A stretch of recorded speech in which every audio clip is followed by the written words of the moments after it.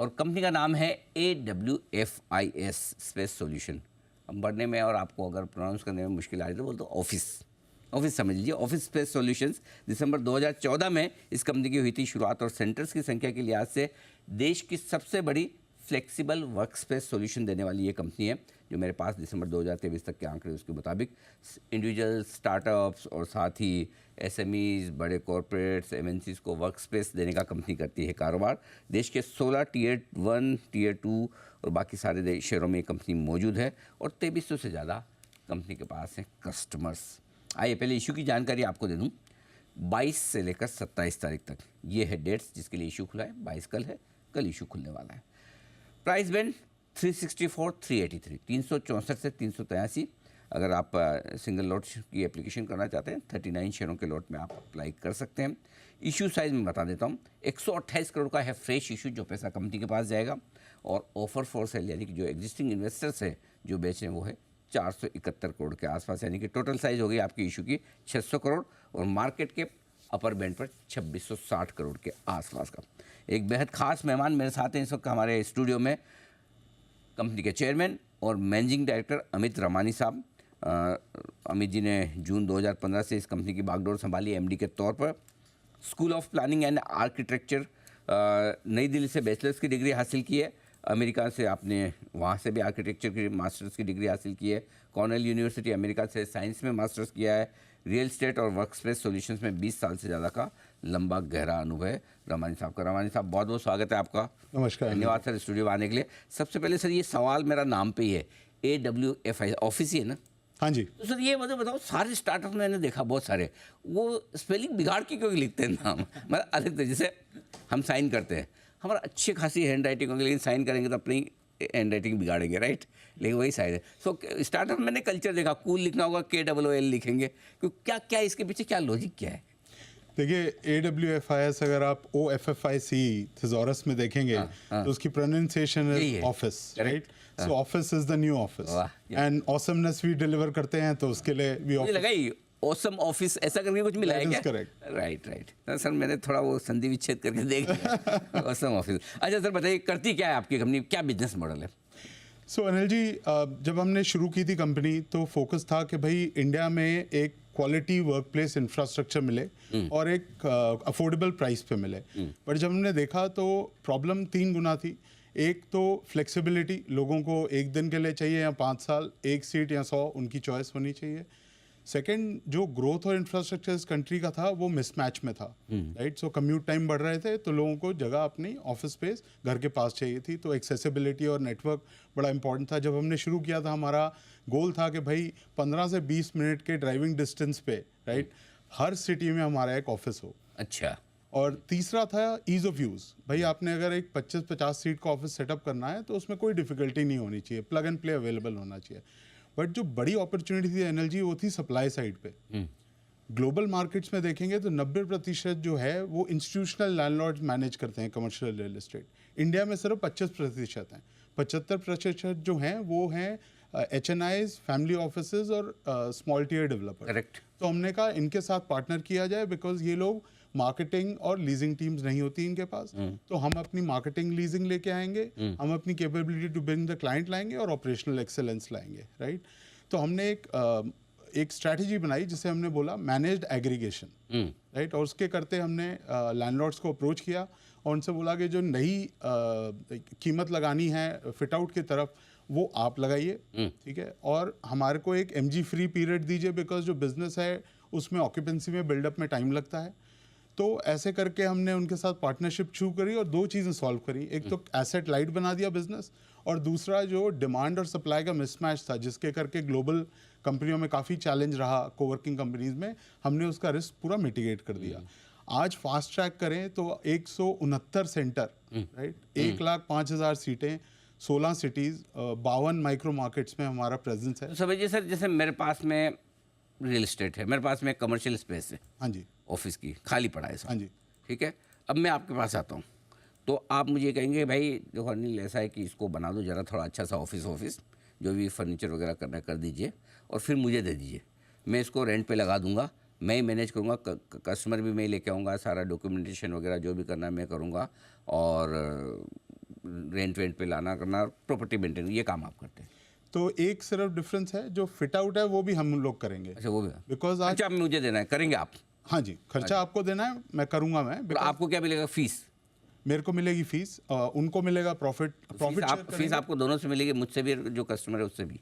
हाँ जी, लेकिन जो कस्टमर से मिलेगी वो तो मैं वापस शेयर करूंगा ना आपसे वापस। ओके, वो तो रेंट आएगा। Correct. नेचुरली तो रेंट तो लैंडलॉर्ड के पास चला जाएगा, जो भी हाँ लैंडलॉर्ड, राइट। तो आप अपनी फीस ले रहे हैं जनरली, क्या आपकी फीस, क्या कितनी फीस होती है आपकी? सो अनिल जी, जैसे देखिए हमने जो इन्वेस्टमेंट करी उस पे तो कोई खास इतना वो मार्जिन आपका तो नहीं है। एसेट लाइट मॉडल होगा। हाँ जी। आप खुद तो नहीं खरीदते? मैं खुद नहीं खरीदता। हाँ, सो दूसरा, जो जब कस्टमर आता है तो उसमें से ऑपरेशनल एक्सपेंस निकालने के बाद जो बचता है उसमें से 70% जो है वो हमारे लैंडलॉर्ड पार्टनर को जाता है, 30% हम लोगों के पास। खर्चा निकालने के बाद हाँ जी। जो नेट इनकम जो है 70-30, वंडरफुल। अच्छा, अब आते हैं सर आपके फाइनेंशियल पे। टोटल इनकम जो मैं नंबर्स देख रहा हूँ पिछले 3 साल के, बड़े इंप्रेसिव है। 216 करोड़ आपने रेवेन्यू किया था FY21 में।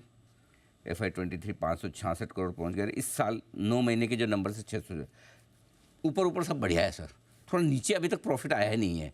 सो कई बार हम जब स्टार्टअप्स जो मार्केट में आते हैं, हमें डर एक ही चीज़ का रहता है, प्रॉफिट में नहीं आया, कब आएगा। सो प्रॉफिट में आने के पहले आप जो IPO लेके आ रहे हैं, पहले तो उसकी वजह बताएं, और जो एग्जिस्टिंग सेलर्स हैं वो कौन है, और कब तक प्रॉफिट में आएगा, ये एक ज़रा अंदाज़ा चाहिए आपसे। सो अनिल जी, आज देखिए आपने कुछ आंकड़े बताए, 75% हमारा कैगर रहा है FY21 टू दिसंबर 23। राइट। हमारी जो सीटों की ग्रोथ रही है, सिटीज़ की ग्रोथ रही है, हमारे चार्जेबल एरिया की रही है, वो 40 से 50% रही है सेम पीरियड में।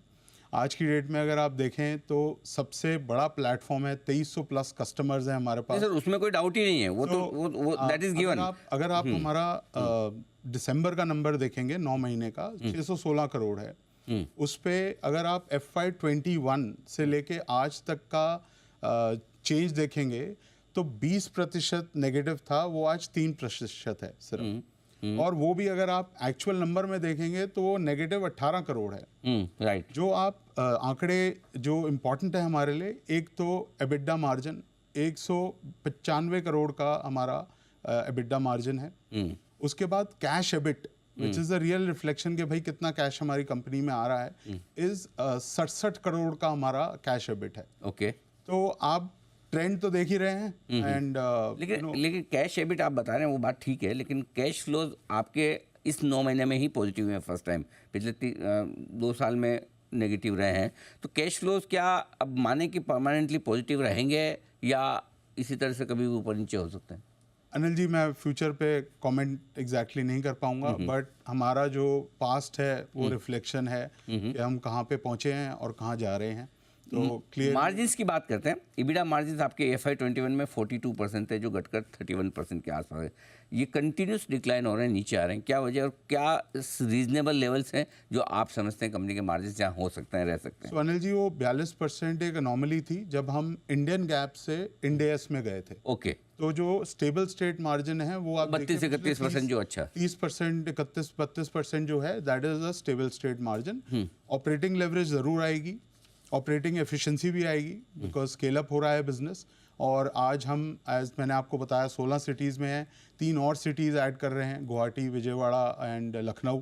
तो हमारे को यह मानना है कि 20-19 सिटीज़ जो हैं हमारा फ्यूचर बनाएंगी। अच्छा, ये प्रमोटर्स कैटेगरी में से कोई हैं जो बेच रहे हैं? कौन बेच रहे हैं ये ऑफर फॉर सेल में 470 करोड़ की भी स्टेक कौन बेच रहे हैं सर? हाँ जी, सो इसमें 2 लार्ज फंड्स हैं। प्राइवेट इक्विटी एक तो फंड्स हैं। पीक 15 है, ओके। जो अर्सवाइल सिकोया था, ओके। वो प्रमोटर भी बनाया है, बिकॉज 20% का जो लॉक देना होता है उसमें मेरे पास नहीं थे। ओके। तो मेरे पूरा शेयर होल्डिंग लॉक में है। ओके। और जो पीक 15 है उन्होंने बाकी अबाउट 3.5% उन्होंने दिया है। ओके। इसमें जो दूसरा है शेयर सेलिंग शेयर होल्डर है, वो है क्रिस कैपिटल, लिंक एंड बिस्क उनकी कंपनियां हैं। तो जो सिकोया पीक 15 सिकोया है वो 66 लाख शेयर्स बेच रहे हैं, और जो लिंक एंड बिस्क हैं वो 56 लाख शेयर बेच रहे हैं। ठीक बात है। तो प्राइवेट इक्विटी फंड नेचुरली वो थोड़ा इनकेश करना चाहता है। अब सर एक सवाल जो बार बार मन में आ रहा है वही है प्रॉफिट को लेकर, क्योंकि देखिए मैं देखता हूँ कि वी वर्क हुआ ग्लोबली, कोवर्क्स, स्मार्ट वर्क्स, सारी कंपनियां लॉस मेकिंग आपकी स्पेस में। तो मार्केट को एक यूनिक मेरे ख्याल से आपके जैसे और कोई कंपनी लिस्टेड तो है ही नहीं, आप अकेले पहले होंगे, राइट? तो बिजनेस मॉडल है, हमें मतलब समझ में आता है, फ्यूचर्स का है, स्टार्टअप है, लेकिन अल्टीमेटली बात आके वो प्रॉफिटेबिलिटी पे आ जाती है। तो आपके प्रोस्पेक्टिव इन्वेस्टर्स ये जानना चाहेंगे कि भाई कंपनी के कैश फ्लो और प्रॉफिटेबिलिटी कब किस तरह से, मैं जानता हूँ आप एग्जैक्ट गाइडेंस नहीं दे सकते, लेकिन एक विजन आप बताएं कि कंपनी को अगले 3 साल 5 साल में आप कहाँ देखते हैं, कहाँ ले जाना चाहते हैं। सो अनिल जी, देखिए, पहला तो एक मॉडल जो है हमारा बिल्कुल डिफरेंट है। 66% जो हमारा पोर्टफोलियो है वो मैनेज्ड एग्रीगेशन में है, okay, which makes us asset light, right? और हमारा जो रिस्क है वो लैंडलॉर्ड हमारे साथ शेयर करता है। वर्ल्ड में ऐसा कोई भी बिजनेस मॉडल नहीं है जो इतने स्केल पे ये बनाया गया है।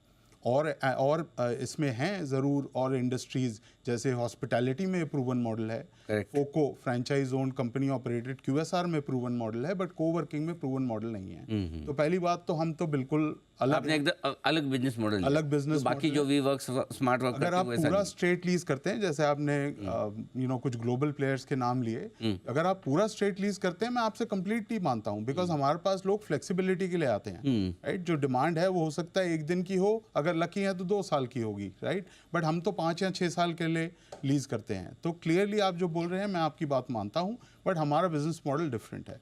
दूसरा, हमारी जो डिमांड है, हम 1 सीट के कस्टमर को भी सोल्यूशन दे रहे हैं और हम 1000 सीट के कस्टमर को भी सोल्यूशन दे रहे हैं। अच्छा। तभी आज 2300 कंपनियां, इसमें से 55% जो हमारा पोर्टफोलियो है वो 100 सीटों से ज़्यादा का है, 45% जो है 100 सीटों से कम का है।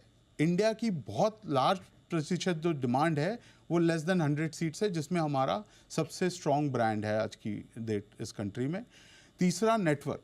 अगर आपने 1 सीट वाले को सर्विस करना है और 100 सीट वाले को सर्विस करना है और 1000 सीट वाले को, तो आपको घाटकोपर पे भी होना पड़ेगा, आपको विमान नगर में भी होना पड़ेगा, आपको कोची में भी होना पड़ेगा। Correct. और आज हमारा नेटवर्क वो प्रूव करता है कि हम वो डिलीवर कर पा रहे हैं। तो बहुत डिफरेंशिएटेड मॉडल है। अगर आप थोड़ा नीचे देखेंगे तो आपको समझ में आएगा कि कहाँ जा रहा है। ठीक बात। इन टर्म्स ऑफ फ्यूचर, 4 एरियाज हैं हमारे पास। एक जो हमारा मैनेज्ड एग्रीगेशन मॉडल है, सक्सेसफुल रहा है हमारे लिए बहुत, हम उसको एक्सपैंड करेंगे। दूसरा, हमारा जो एग्जिस्टिंग मार्केट्स है, टियर 1 सिटीज़, उसमें हम डीपर जाएंगे। और टियर 2 सिटीज़ जो मैंने 3 और ऐड करी, अदर देन जो 7 हम ऑलरेडी हैं, उनमें 19 टोटल सिटीज़ में हमारा एक्सपेंशन रहेगा। As I said, operating leverage और एफिशिएंसी ज़रूर आएगी बिजनेस में। आप देख रहे हैं कहाँ से नेगेटिव 20% से आज 3%, और अगर रियल नंबर में देखेंगे तो नेगेटिव 18 करोड़ है, जो प्रॉबली इंडस्ट्री बेस्ट है in terms of the coworking industry. तो we are clearly on path of all of these areas and continuing to अपने कस्टमर्स के लिए सक्सेस डिलीवर करेंगे और ऑसमनेस लेके आएंगे। बिल्कुल ठीक बात है। ऑसम ऑफिस बिल्कुल सर, उम्मीद करें कि आपके IPO को बहुत अच्छा रिस्पांस मिले। हमारी बहुत बहुत शुभकामनाएं। कल से IPO खुलने जा रहा है, और धन्यवाद समय देने के लिए, स्टूडियो में आने के लिए।